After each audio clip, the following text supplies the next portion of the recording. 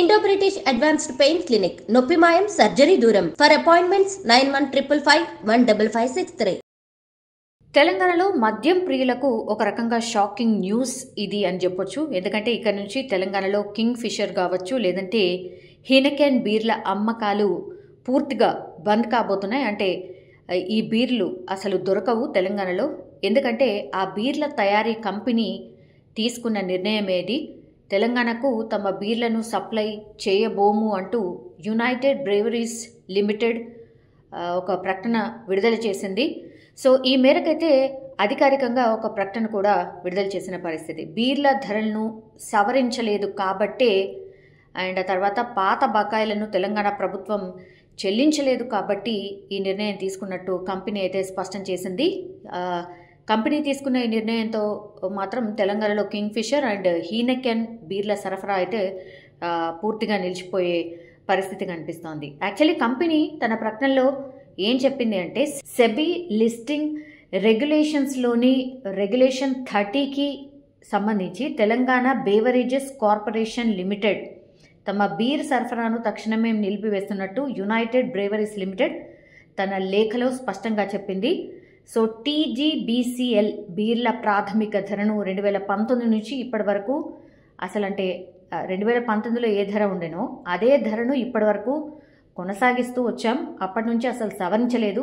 So దీని కారణంగానే రాష్ట్రంలో భారీగా నష్టాలు కూడా మా కంపెనీ ఫేస్ చేస్తోంది. అలాగే బీర్ల సరఫరాకు సంబంధించి తెలంగాణ బేవరేజెస్ కార్పొరేషన్ లిమిటెడ్ చాలా చెల్లింపు చేయాల్సి ఉంది, మాకు బకాయి ఉంది, బాకీ పడింది. సో ఆ బిల్లులు పూర్తిగా చెల్లించలేదు కాబట్టే కంపెనీ తీవ్రంగా నష్టపోతోంది. ఈ కారణంగానే టీజీబీసీఎల్కి బీర్లను సరఫరా చేయడం ఇక మీదట సాధ్యం కాదు. ఇక నుంచి బీర్ల సరఫరా నిలిపివేస్తున్నట్టయితే యూబీఎల్ తన లేఖలో స్పష్టంగా చెప్పినటువంటి పరిస్థితి. తమ సమస్యలను ప్రభుత్వం అర్థం చేసుకోవాలని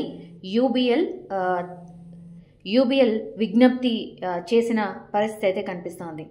నిజంగానే అంటే ఇవన్నీ కూడా ఇవి రెండు కూడా పాపులర్ బ్రాండ్సే. సో 2019లో ఏ ధరనైతే ఉండేనో అదే ధరని ఇప్పటి వరకు కొనసాగించాం.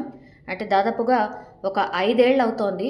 సరే, బీఆర్ఎస్ ప్రభుత్వంలో ఉన్నటువంటి ధర అనుకోవచ్చు అది. ఆ తర్వాత కాంగ్రెస్ సర్కార్ వచ్చింది, మధ్యలో ఏదో ప్రయత్నం కూడా చేసినట్టు కనిపిస్తోంది. బట్ ప్రభుత్వం మీద వ్యతిరేకత వస్తోంది అని, యాజ్ వెల్ యాజ్ ఏదో కొంచెం పెంచుకునే ప్రయత్నం చేసినప్పటికీ కూడా ప్రతిపక్షాలు, అంటే అప్పటి బీఆర్ఎస్ సర్కార్లో ఏదైతే విమర్శలు చేసిందో కాంగ్రెస్ పార్టీ, సో అవన్నీ విమర్శల్ని ఫేస్ చేసింది కాబట్టి ఇప్పుడు బీర్ల ధరల్ని పెంచితే మళ్ళీ ప్రభుత్వంపై చెడ్డ పేరు వస్తుంది అన్న కారణంతో అయితే ఒకసారి మంత్రి ప్రకటించాడు, ఆ తర్వాత బ్యాక్ వెళ్ళిన పరిస్థితి. సో అందుకని ఇక మీదట మేమైతే ఇదే ధరకైతే మేము సప్లై చేయలేం, అట్లాగే చాలా బాకీలు ఉన్నాయి, అవి కూడా క్లియర్ చేయాలి, అందుకనే మేము మా సప్లైని ఆపేస్తున్నాం అంటూ ఈ కంపెనీ అయితే ప్రకటన జారీ చేసిన పరిస్థితి. మరి ఆ తర్వాత ఏమైనా చర్చలు జరుపుతుందా? మరి కంపెనీ అయితే ఒక డిసిషన్ తీసుకుంది. ఒకవేళ ప్రభుత్వంతోనే ఆల్రెడీ మాట్లాడి ఉండి సరే మీ ఇష్టం అన్న తర్వాతనే మరి కంపెనీ డిసిషన్ తీసుకుందా ఏంటా అనేది చూడాలి. బట్ స్టాక్ ఇప్పటివరకైతే ఏవైతే ఉన్నాయో అది మాత్రమే ఉంటుంది. ఆ తర్వాత మాత్రం ఈ కింగ్ ఫిషర్ అండ్ ఇంకో ఆ కంపెనీకి సంబంధించిన ఇంకో బీర్ సప్లై మాత్రం ఆగిపోయింది.